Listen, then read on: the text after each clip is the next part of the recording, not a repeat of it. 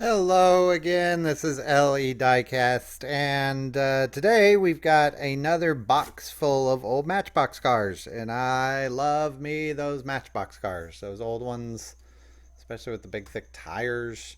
Um, I don't really, haven't gotten a chance to look through too much of this box. I picked out some of the cars and dusted them off. Some of them were really dusty, and some of them are in real good shape, and others are in pretty good shape.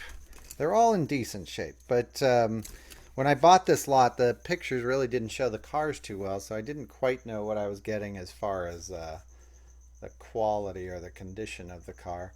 So we'll start off with this little guy here, and this probably will be a two video one. I should warn you ahead of time. This guy is Hi Ho Silver. He's made in Hong Kong, 1971 base on it. Um, Again, real good condition. He's got a little bit of scratching going on. Um, I'm not familiar with this car. I don't know what if this is an old one. I doubt it. It's got tampos on it instead of stickers. So I'm assuming this is the old Volkswagen casting, and that I'm guessing this is somewhere in the late 80s or I'm guessing late 80s. It is not 1971, not with tampos on it. So put that guy aside. Next up, we've got this guy here. Focus on him. There we go. And this was one I got. I bought these one at a time because I knew I could combine shipping on them. And this was one I really wanted. I've been looking for this one for a while. But the condition on this one isn't exactly what I had hoped. It's not bad. It actually rolls great. Um, you can hear the. Is this one? Let me check something here real quick. This one's not. No. Okay. Not sure what's clanking in there, but it's got the opening hood. Engine's in great shape, but the outside of it is a little worn. I tried polishing and buffing out some of this marking on it and couldn't get it out. So door's still open, I believe. Here we go. Oh, no, doors don't open on this one. Sorry, wrong model. But this one is he is a Boss Mustang 1972. Again, I don't think this was the 1972 model, but the casting is 1972. So put him aside. And next up, might as well do this one. This was another one that I was hoping was in better shape. The picture on this one showed a few dings. And again, the engines are always in great shape. They're covered up. But this one is an older one. This is a Ford Capri 1970 super fast Lesney, and I believe this is the older model, if I remember my colors right on these guys. He rolls great, rolls fantastic. Again, got that trailer hook on the end, so if you want to take your horse trailer out on your sports car, you can. This one, might as well do another sports car. This one, I really like this casting. I know a lot of people don't. It's not their favorite. It's the piston popper, and this one, the wheels are. Is this the one that needed a adjustment? Let me see something here. This one needs a wheel adjustment. Yeah, his front wheel doesn't turn too well. But these little pistons pop up and down. It's got a little, where it is there, it's got like a little key, and that right now that key is hitting the metal. There you go. See that little key right there, or that little tab? That goes around. There's another one. That goes around and hits a little gear inside, and it makes those little pistons go up and down. But right now, the problem with these is if you push down too hard on them, there's a how would I describe it? There's a metal tab in there that holds the axle in place, and that tab loosens. And so on these old Rollomatics, if I can get this to work, this that tab there hits that metal piece, and you can either go in and chop out that metal piece and it'll work great, or you can kind of slowly bend the axles back in shape, or you can get in there and kind of re-glue that tab down, which is probably what I'm going to end up doing on it. So piston popper. Next up, we've got this guy. This guy has some real crazy DVD hubs going on there before DVDs. That's the precursor to the DVD going on there. Rolls great. This guy's got a few condition issues. He's a little scratched up. I have a bunch of these. I just don't have this exact color. And this guy is I believe it's a Porsche 935. And it's made in Macau, so we're probably looking at late 19 or early 1980s. 1983 is what it is. So that's when the casting was. Again, you've heard in these, can't really trust those numbers on the bottom of matchboxes. Whoops. So if you're collecting them, don't go by the date on the bottom of matchboxes. Sometimes, Hot Wheels, a lot of times you can, but not matchboxes. They leave that casting date on there forever, and they get a lot of mileage out of these. This is a, what is it? Dragon Wheels. And he's made in England, 1972 Lesney. This one has the sticker on it. Hard to tell, but that's a sticker. You can see it peeling up there on the side. So this is the older model. And this guy has some condition issues. This was another one I was hoping was in a little better shape. You can see his little bracket there is busted. I can fix that. But he's also got he's kind of wobbly, and he's got kind of a Yankee tire here in the front. So he's going to need some fixing. There's another one here. There he is. This one, just to show you the difference. There you go. Quick quiz. Which one's older? There's two ways you can tell on these. First of all, this paint, it's hard to tell, but see the thin coat of paint there. And this one, can you see the highlights on this are kind of a Spectra Flamey type of highlight. See how it's really kind of a wide highlight? See how that one's a really tight highlight? This paint over here, which is just much more like a traditional enamel, this is the older paint, and it does not give you the crisp line. See right in there? It's probably hard to tell in the video, but here you can tell you get a little crisper line. Also, if you see that little highlight, that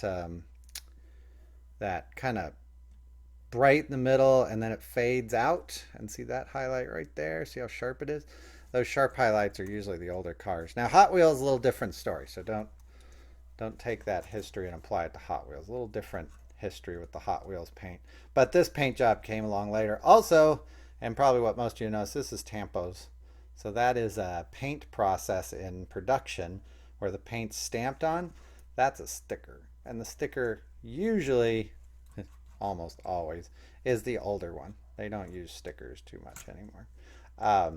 So this is the newer model. That's the older model. But look, I haven't even looked. I'll bet you.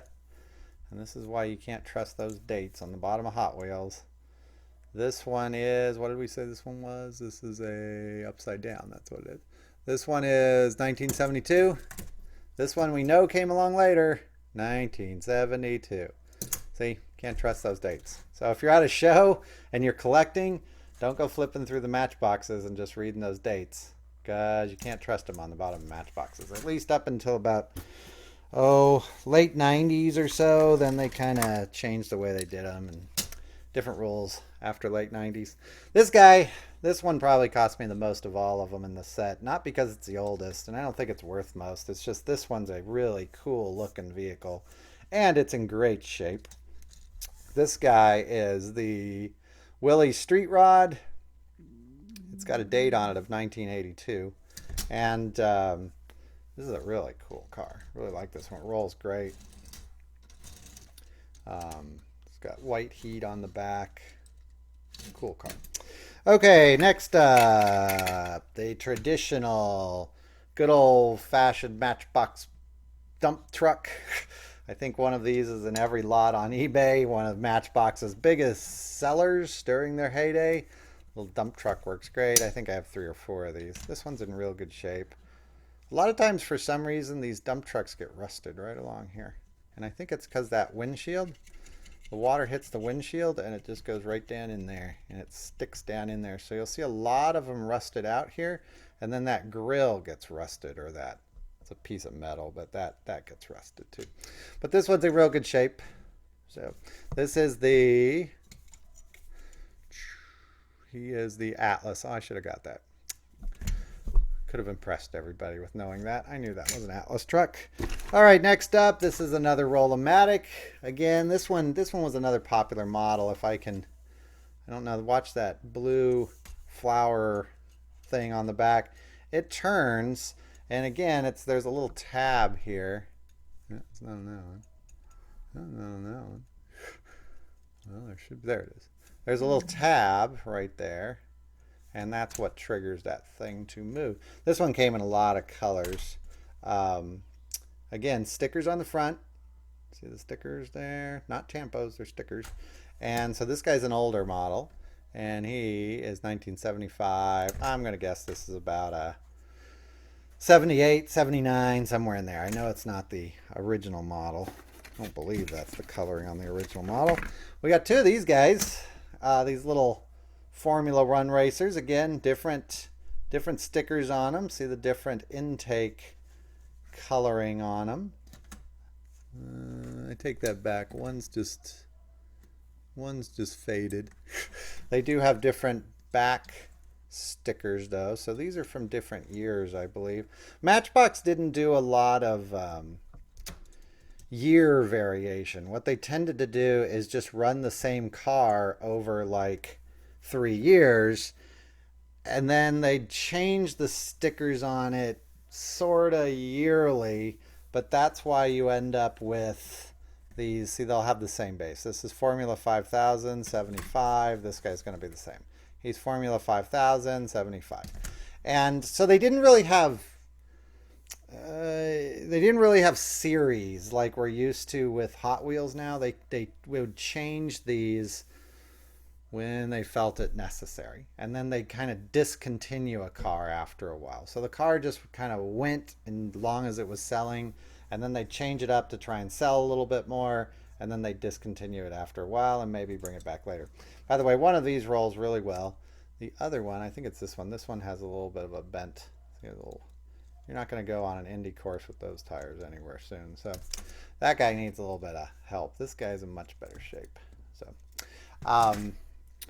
next up, we'll do these two, and then we'll save the others for the other videos. So these two guys, same story. So again, you can see the same car, exact same car. It's going to be the same casting. These are the Hellraiser 1975. Again, right smack in the middle of the heyday of Matchbox, when they really were being bought a lot. These two cars, different interiors, different paint, same sticker, but both stickers, so they're both older. And I believe, I want to say this is the original color, but I don't remember if that's the original inside.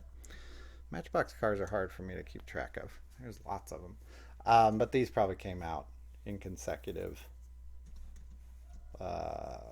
issuings. So neat car though. They're both in real good shape. This was one of them that I bought the lot for. And these types of cars, this styling with the curves and these sharp angles that you see in here, real sharp angles, that's kind of the Matchbox look for these fantasy cars. There's a lot of them with kind of these squared off front ends, and then these kind of curves mixed with straight lines.